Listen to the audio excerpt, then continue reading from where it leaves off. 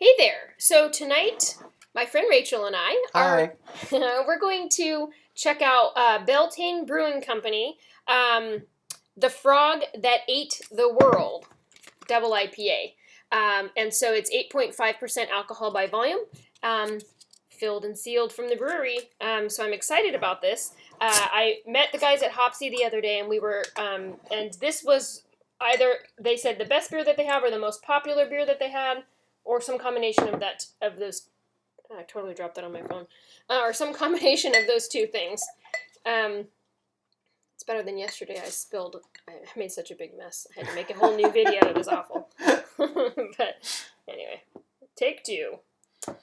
Okay. So, 2 drops on my phone. Okay. So Aroma. I mean, just sitting here, I can smell it. This is pretty super hoppy. What kind of aroma do you get? What does it smell like to you?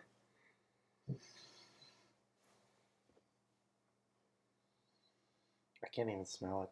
Yeah. I feel like it's citrusy, kind of rind, like rind citrus, so it's bitter even. Very bitter. Yeah. Not necessarily piney, but kind of in that direction, but definitely citrusy. Maybe grapefruit, actually. Anyway, very big, bold flavor. I mean, just opening the bottle, I was able to smell it. So appearance-wise, unfortunately, the light is not behind me this time, but it's this beautiful kind of apricot color, and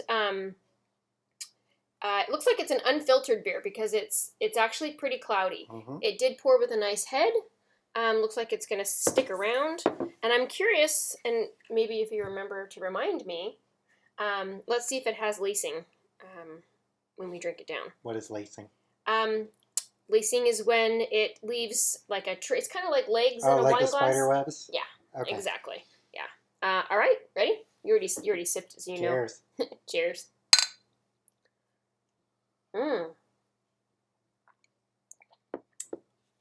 Wow. Yeah, really sharp on the tongue. Woo! I mean, yeah, drying on the tongue. Like my tongue's like. Mm-hmm. Wow. But it has this really interesting. It ends really malty again. It's weird. This was usually double IPAs. I feel are very balanced.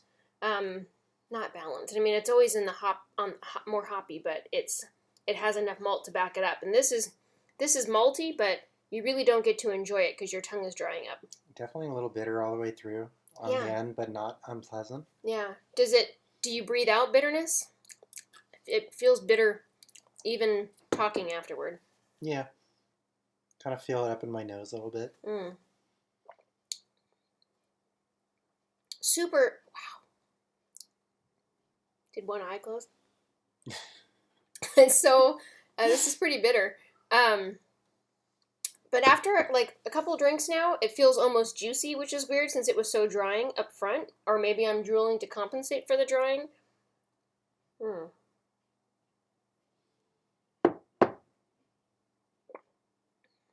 maybe I'm drooling because I'm conditioned to drool when I'm thinking about beer. It's Pavlovian. Anyway.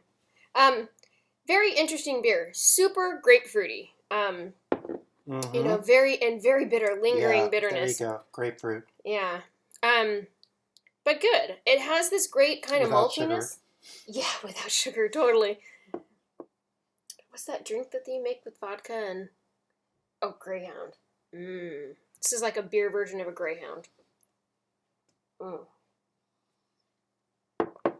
It does have a nice body to it. So mouthfeel wise, it's big. Like it's got a whole bunch of stuff going on. It's drying on the tongue, but it's kind of juicy. It's almost sweet, but like secretly, because it has so much bitterness that you just get some sweetness. What do you think?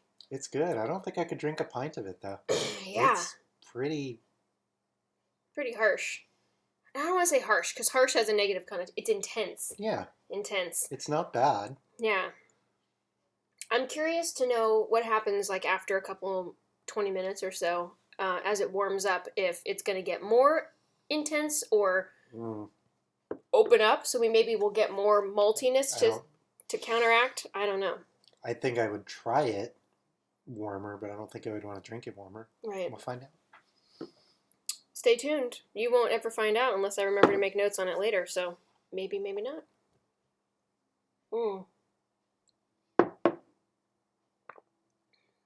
Good beer, though. So the double IPA category really is, you know, how much hops can we possibly put into one drink? A hops showcase, if you will. And so IBUs, I looked and they didn't have it on the website, which, darn it. So IBUs is 60 to 120, and I used to think that like it was a 1 to 100 scale, and it totally isn't, apparently. It'll just keep going on indefinitely until somebody dies of hops. That's what I feel like is going on. I don't... They'll die of hops. Right. We'll see if people die of hops. I feel like... Oh, good job, Hopsy. Hopsy has it listed on their website as 100 IBUs, so almost Is down. that a lot? Yeah, that's a lot. So an IPA, yeah. Okay then. Right. So an IPA, which is pretty bitter, and really it takes a palate that'll appreciate it, is 40 to 70. Okay. Well, that. Yeah.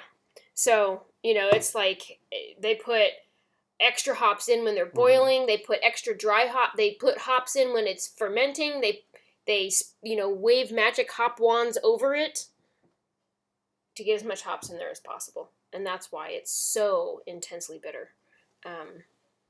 Anyway.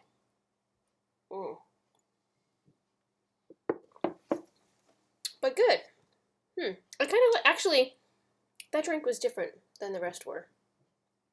Almost sweeter or more balanced. It's not nearly as aggressive. I think you're getting used to it.